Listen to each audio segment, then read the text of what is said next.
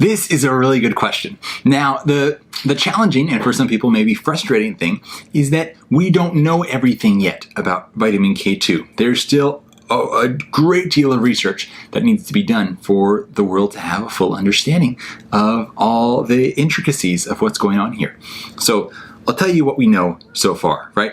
So for those who are just catching up to this, with vitamin K, you have two basic forms. You have K1, which you would get in like kale, for example, which doesn't really do that much for you. And then you have the much more impactful vitamin K2, which has a number of functions, some which are relating to dental health development, some which are guiding calcium from the body into the bones for bone health, prevention of osteoporosis and things of that nature.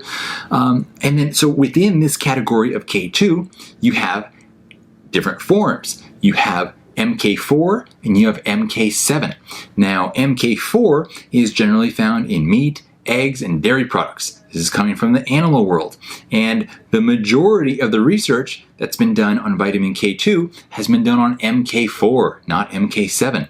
And so most supplement products you see will be MK7, and they make the claims of they make claims based on the research done on MK4, but it's not necessarily the exact same kind. So is it going to apply and work? Maybe. So the other kind, MK7, this is found in fermented foods, especially found in natto.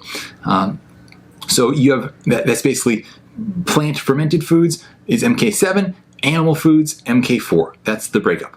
Now, even once we eventually understand more about MK4 and MK7, we're not going to be done. You know why? There's more kinds.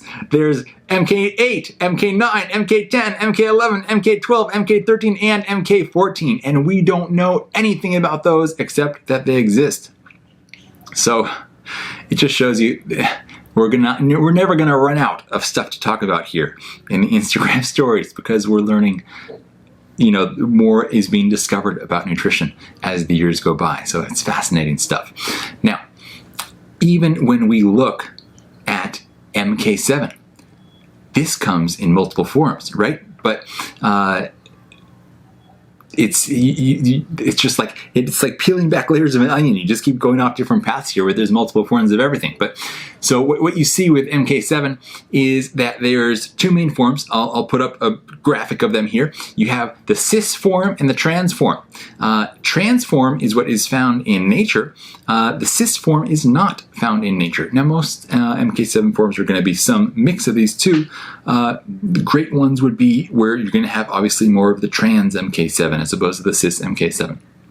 But ultimately, there's indications that it's a good idea to have both MK4 and MK7 coming into your body on a regular basis, especially if someone is pregnant or breastfeeding. MK4, you definitely want to make sure you have that, because this is that form that is able to cross the placenta and is found in breast milk. You don't see MK7 crossing the placenta.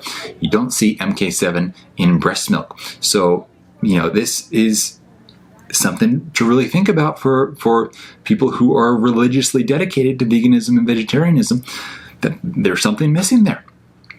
Your MK7 is not the same as MK4. MK7 certainly has its place, but it's, you wouldn't look at like omega-6 and omega-3 and say, oh, I get lots of omegas. They're just all omega-6.